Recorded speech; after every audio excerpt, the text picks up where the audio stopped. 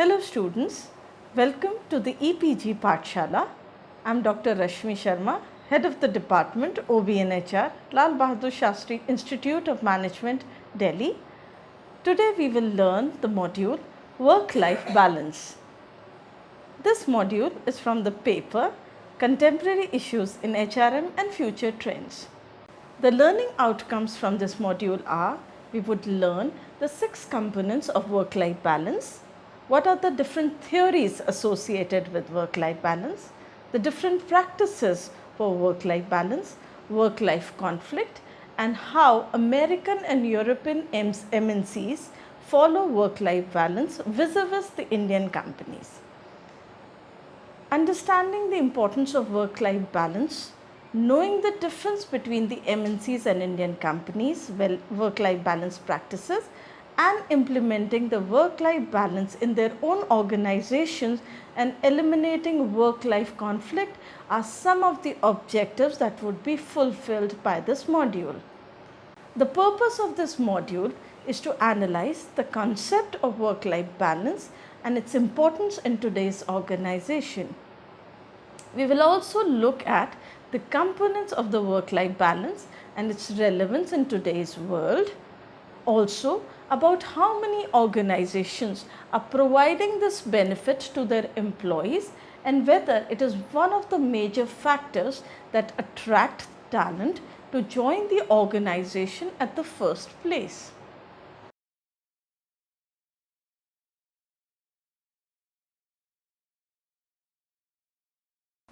Having understood the concept of work-life balance, now let us understand what are the important 6 components of work-life balance.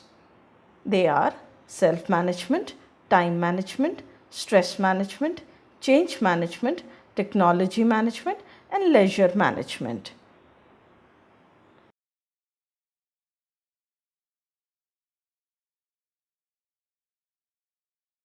Self-management refers to sufficiently managing one's own self, which can be very challenging, particularly in terms of getting proper sleep, exercise, and nutrition.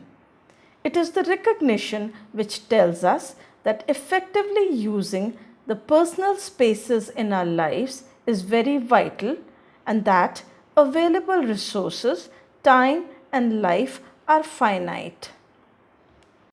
It is most appropriately said that effective time management involves making optimal use of your day and the supporting resources that can be summoned.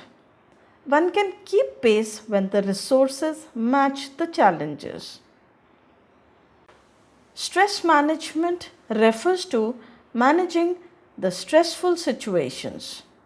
Since societies tend to become much more complex over time, therefore, these days, stress on an individual is inevitable. More people, distraction, and noise require each one of us to become adept at maintaining tranquility and working ourselves out of the pressure-filled situation. Change management refers to the continuous adaptation of new methods and readapting others, which is vital to a successful career and a very happy life. Effective change management involves making periodic and concentrated efforts to ensure that the volume and rate of change at work and at home does not overwhelm or defeat you. Technology management refers to effectively managing technology, which means ensuring that technology serves you rather than abuse you. Technology has always been with us since the first walking stick, flint, spear, and wheel. Now, the rate of change is accelerating, brought on by the vendors who are seeking to expand the market share. Leisure management. The most overlooked part of the work-life balance supports discipline.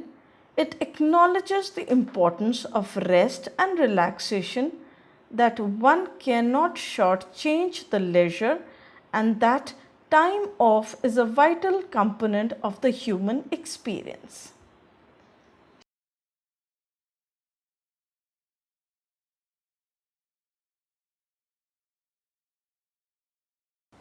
Now let us understand the different theories in support of adoption of work-life balance policies instituted by the management. Mainly, there are four theories that explain the foundation behind the adoption of work-life policies by the management or the organization. Each of these theories identify a distinct set of predictive conditions. Feldstedt et al. 2002 have proposed this and has received validation through its adoption by other researchers. Institutional theory links management's decision to adopt work-life balance practices to conform to normative pressures in the society, namely organizational size, ownership, industry, unionization levels, and other factors that influence.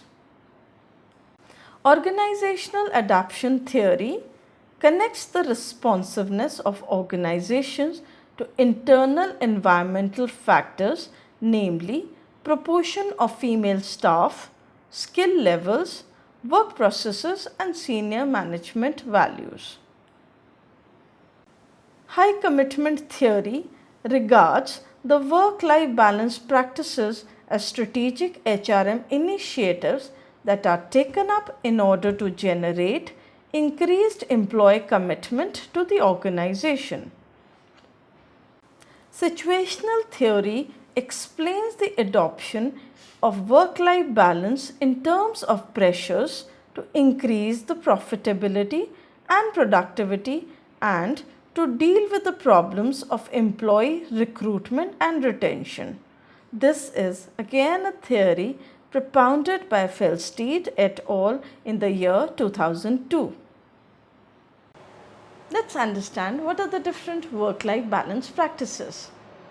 Work-life balance practices or initiatives at the workplace typically include flexible working options such as flexible working hours, telework, part-time work, term time, job sharing, as well as childcare and elder care facilities, information or financial support pertaining to the non-work sphere of life, and various on-site services. Such interventions are typically termed as family-friendly policies, that is FFPs, or work-life benefits and policies. Wise and Bond in 2003 have cited four main drivers for introducing the work-life policies. Recruitment, whether it enables becoming an employer of choice, also countering negative work practices such as longer working hours, retention, that is more response to be given to the workforce changing and diverse needs, supportive work environment, that is improving the organizational culture with resultant heightened morale, and finally motivation among staff and equality by improving the access through inclusiveness. There are certain work-life balance programs that have been listed by researchers Conrad and Mangel in their study done in 2013. As per these, there are some which are listed such as on-site daycare, near-site daycare, sick childcare, emergency childcare, sick days of childcare, on-site conveniences, extended maternity leave, gradual return to work, paternity leave, adoption leave, parental leave, spouse placement, supervisory training in work family sensitivity, flexi timings, job sharing, party year work, part-time workforce, voluntary condensed time, and part-time work for professionals. Now let us understand some of the terms.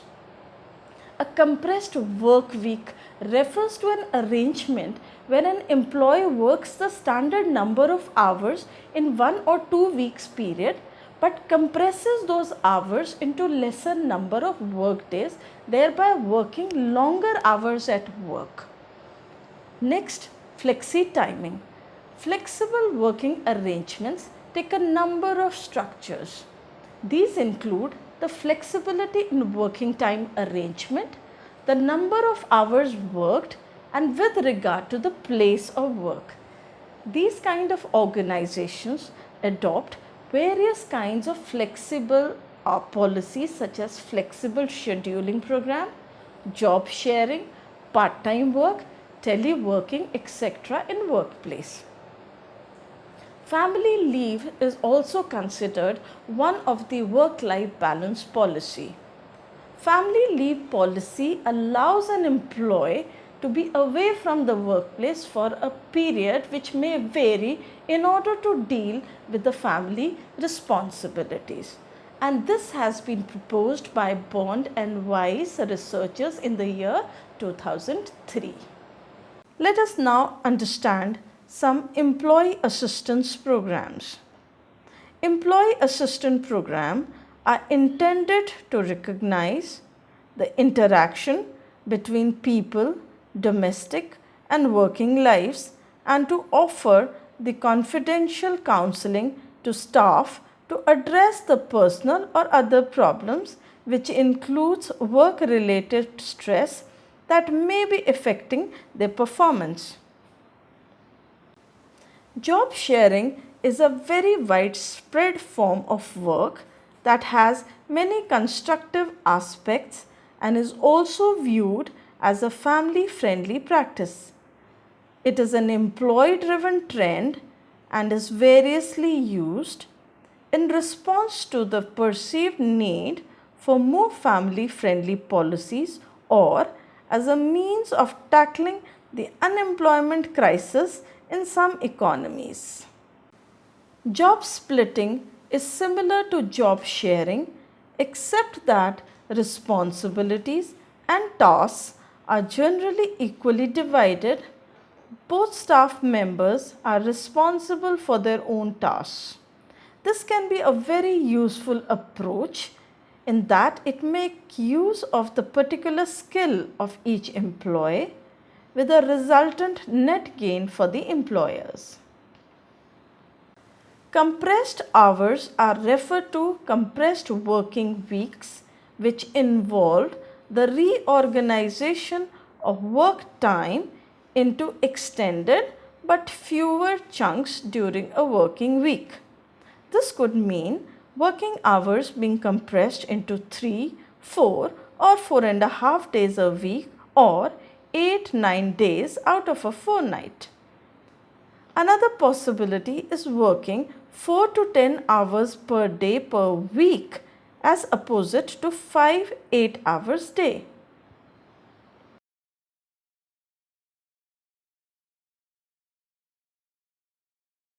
Work-life conflict. Work-life conflict refers to the experience of conflict between work and life domain. Cantor in the year 1977 pointed out that while work certainly affects life, life also affects work. He concluded that family situations can define work orientation, motivations, abilities, emotional energies, and the demands that people bring to the workplace. We will now focus on two types of conflicts. Work interfering with family conflict. Work interfering with family refers to WIF conflict, which occurs when work-related activities spill over or interfere with home responsibilities. There are so many people who bring work home and try to complete them at the expense of family time, and they do not devote enough of quality time with their family members. FIW conflict refers to family interfering with work conflict, which arises when family roles and responsibilities spill over or impede the work activities.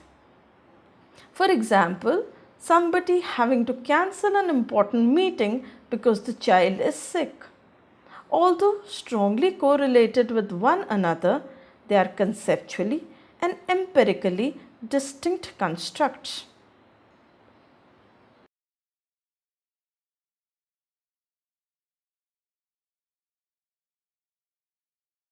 There are differences in work-life balance between the approaches between American and Indian companies. The content and selection of services varies across different countries according to local practice, legislation, and other factors. Let us now have a look at some of the examples. The flexi working hours of American or European multinationals are what we are going to talk about now. Most American and European multinationals have a large number of facilities that allow flexibility between work and life outside. Formal flexible work arrangements often include part-time, term time, compressed working week, tele or home-based work, and so on. Employee assistance programs at HP provides information and advice to employees and their families free of cost on a range of issues such as emotional problems, legal matters, wealth management, consumer advice, and domestic issues. Childcare and helpline services are also offered by HP. HP runs a dedicated helpline service that provides expert advice on a wide range of child and dependent care issues. In addition, the childcare vouchers provide tax relief to the employees as well. Let's now understand what are the different tools that can help and support the work-life balance. Do you know that everybody who's working for HP has an access to equipment such as laptop and mobile phones and broadband functioning? This facilitates and encourages the mobile and flexible working. In addition, HP also offers global access to enable easy but secure access to the work files and email regardless of the employee's location. In this module, we have learned that the components of work-life balance and also understood what are the different categories of work-life conflict. Some of the best work-life balance practices were also cited in this module, and a comparison between Indian and American European multinationals were highlighted. Interestingly, while almost all the American multinationals focus on flexible working practices as the main thrust, Indian companies only focus on employee welfare in the public sector and the employee assistance programs for cultural, recreational, health and educational programs. It shows that the conceptualization of work-life balance initiatives in the Indian companies is different from the way it is done in the Anglo-Saxon and West European countries. Also, the concept of work-life balance is yet very new to the old economies and industries in India, although the welfare only focus is where there is the latter. Thank you.